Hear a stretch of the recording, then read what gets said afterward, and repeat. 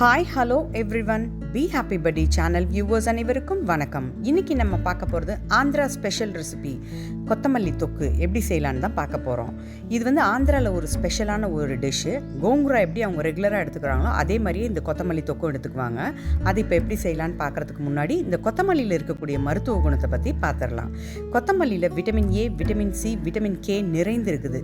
நார்ச்சத்து, இரும்பு சத்து, மெக்னீஷியம், கால்சியம், பாஸ்பரஸ் போன்ற ஏராளமான சத்துக்கள் நிறைந்துள்ளது. இது கண் பார்வையை வந்து ஊக்குவிக்கிறதுக்கு உதவுது. இதில் உள்ள விட்டமின் சியும் விட்டமின் ஏயும் நமக்கு நோய் எதிர்ப்பு சக்தியை அதிகரிக்க உதவுகிறது. இதில் உள்ள விட்டமின் சி ரத்தத்தில் உள்ள ஒயிட் பிளட் செல்ஸை சிறப்பாக செயல்பட உதவுது. இது மட்டும் இல்லாமல் இது சுகர் லெவலை கண்ட்ரோல் பண்ணக்கூடிய இன்சுலினை சுரக்க உதவுகிறது. இந்த மாதிரி இருக்கக்கூடிய இவ்வளோ சத்துக்கள் நிறைந்த இந்த கொத்தமல்லியை ரெகுலராக நம்ம ஃபுட்டில் நம்ம டெய்லியுமே சேர்த்துக்கிறது ரொம்ப நல்லது. இப்போ நம்ம டிஷ்க்கு எப்படி செய்யலான்னு பார்க்க போகலாமா?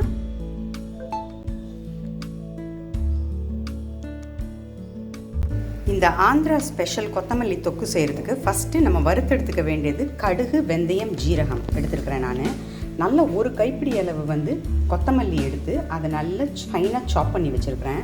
ஒரு 10 வரமிளகா எடுத்துருக்கிறேன். காரத்துக்கு தகுந்த மாதிரி இன்னும் கொஞ்சம் சேர்த்து போட்டாலும் நல்லா தான் இருக்கும். பிகாஸ் இது வந்து பியூர்லி சாதத்தில் போட்டு பிசைஞ்சு சாப்பிட்றது தான். புளி ஒரு லெமன் சைஸ் எடுத்து ஊற வச்சு வச்சுருக்கிறேன்.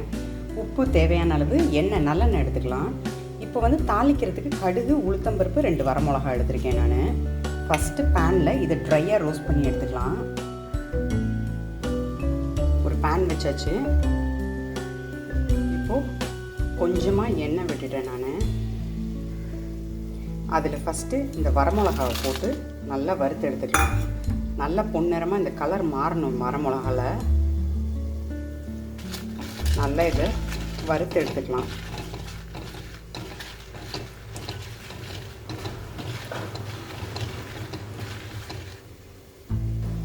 பாருங்கள், நல்லா வறுபட்டு இருக்குது இந்த வரமிளகா. இப்போ நல்லா வாசம் வர ஆரம்பிக்கும், அந்த மிளகா வாசம். இந்த ஸ்டேஜில் நம்ம இதை எடுத்துக்கலாம். பாருங்கள், வரமிளகாவை நான் வறுத்து எடுத்துட்டேன். கொத்தமல்லி நல்லா வதங்கிருச்சு. இப்போது இதையும் நம்ம எடுத்துடலாம். இப்போ வடை சட்டி ட்ரையாக இருக்குது. இதில் வந்து நம்ம இந்த கடுகு, ஜீரகம், வெந்தயம் அதை வந்து நல்லா கொஞ்சம் ரோஸ்ட் பண்ணி எடுத்துக்கலாம். நல்லா கொஞ்சம் கலர் மாறணும், பொன்னிறமாக மாறணுன்னு இதையும் எடுத்து நல்லா பவுடர் பண்ணிக்கலாம். நம்ம அந்த வரமிளகா, இந்த வறுத்த ஐட்டம் எல்லாத்தையும் போட்டு பொடி பண்ணிவிட்டு அதுக்கப்புறம் அதுலேயே இந்த கொத்தமல்லியும் போட்டு நல்லா பேஸ்ட் பண்ணி எடுத்துக்கலாம். பாருங்கள், கலர் மாறுது. பாருங்கள், நல்லா வறுபட்டுருச்சு. இப்போது நம்ம இதையும் எடுத்துக்கலாம். பாருங்கள், இப்போ வரமிளகா, அந்த வறுத்த ஐட்டம்ஸ், அது கூட இந்த உப்பை ஆட் பண்ணிக்கிறேன். இதை ஃபஸ்ட்டு நல்லா பவுட்ரு பண்ணிக்கலாம். நம்ம பாருங்கள், நல்லா இப்போ பவுட்ரு ஆகிடுச்சு. இதில் வந்து இந்த புளியையும் நம்ம சேர்த்துடலாம். இது கூடவே நம்ம கொத்தமல்லியும் சேர்த்து நல்லா ஒரு ஃபைன் பேஸ்ட்டாக அரைச்சி எடுத்துக்கலாம். நான் அரைச்சிட்டு உங்களுக்கு காட்டுறேன். பாருங்கள், நல்லா ஃபைனாக பேஸ்ட் பண்ணிட்டேன் நான், கொத்தமல்லியும் சேர்த்து. இப்போ அடுப்பில் அதே பேன் வச்சுக்கலாம். நம்ம இப்போது இந்த பேனில் நல்லெண்ணெய் ஆட் பண்ணிக்கலாம். ஒரு 2-3 டேபிள் ஸ்பூன் அளவு ஊற்றிக்கோங்க. இதில் நம்ம எடுத்து வச்சுருக்க கடுகு, உளுத்தம்பருப்பு, கடலைப்பருப்பு, வரமிளகா சேர்த்து நல்லா தாளிச்சுக்கலாம். பாருங்கள், இதில் கடலைப்பருப்பு தான் வந்து டேஸ்ட் கொடுக்கும். நல்லா இதை பொரிய விட்டுக்கலாம்.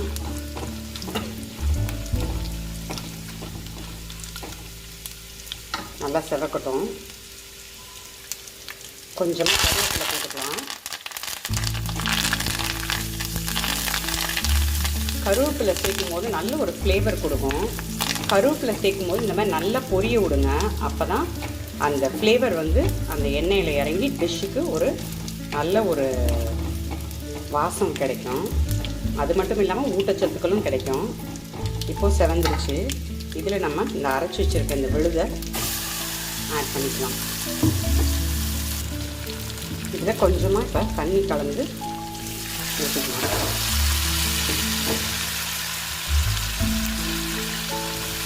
நல்லா இதை வதக்கிக்கோங்க. இது நல்லா எண்ணெய் பிரிஞ்சு வரும், சுருள சுருள எண்ணெய் பிரிஞ்சு வரும். நல்ல ஸ்பைசியான ஒரு டிஷ் இது.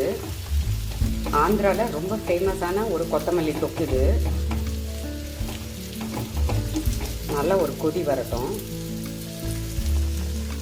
பாருங்கள், நல்லா கொதிச்சிட்ருக்குது. இது வந்து கோங்குரா எப்படி ரெகுலராக அவங்க எடுத்துக்கிறாங்களோ அந்த மாதிரி இந்த கொத்தமல்லியும் எடுத்துக்குவாங்க. கொத்தமல்லி தொக்கும் நல்லா ஹையில் வச்சுக்கோங்க அடுப்பை. அது மேலே தெரிக்கும். நல்லா சுருளை வதக்கி எண்ணெய் பிரிகிற அளவுக்கு வரணும். ஒரு 5 மினிட்ஸ் நல்லா கொதிக்கட்டும். பாருங்கள், இப்போ நல்லா எண்ணெய் பிரிஞ்சு வருது பாருங்கள். இது கரெக்டான ஸ்டேஜ். இந்த எண்ணெய் பிரிஞ்சு வரும்போது தான் இந்த கலர் வந்து சேஞ்ச் ஆகும். க்ரீன்லேருந்து கொஞ்சம் ப்ரௌன் ஷேட் மாறும். இது பார்த்தீங்கனாலே உங்களுக்கு நல்லா தெரியும். இந்த சுட ரைஸில் போட்டு சாப்பிட்டிங்கன்னா கமன்னு அவ்வளோ ருசியாக இருக்கும். எல்லாருக்கும் ரொம்ப பிடிச்ச மாதிரியாக இருக்கும். ஸ்பைஸியாக, புளிப்பு எல்லாமே இருக்கிறதுனால வேணும்னா கொஞ்சமாக ஜாகரி ஆட் பண்ணிக்கலாம், வெல்லம் ஆட் பண்ணிக்கலாம். பட் எனக்கு வந்து ஸ்பைஸியாக தான் வேணும், அதனால் நான் ஆட் பண்ணுறேன். பட் வெல்லம் ஆட் பண்ணிங்கன்னா இன்னும் டேஸ்ட்டாக இருக்கும். வேணுன்றவங்க ஆட் பண்ணிக்கோங்க, இட்ஸ் ஆப்ஷனல். பாருங்கள், இப்போ கொத்தமல்லி தொக்கு ரெடி ஆயிடுச்சு. கலர் எப்படி மாறிடுச்சு பாருங்கள். இப்போது இதை ஒரு சர்விங் பவுலில் மாற்றிடலாம். பாருங்கள், சூப்பர் யம்மியான ஆந்திரா ஸ்டைல் கொத்தமல்லி தொக்கு ரெடியாக இருக்குது சர்வ் பண்ணுறதுக்கு. இதை ரைஸ் கூட நான் சர்வ் பண்ண போகிறேன். இதை கண்டிப்பாக நீங்களும் ட்ரை பண்ணி பாருங்கள். உங்களோட வேல்யூபிள் ஃபீட்பேக் எனக்கு தாங்க. தேங்க்யூ. தேங்க்ஸ் ஃபார் வாட்சிங்.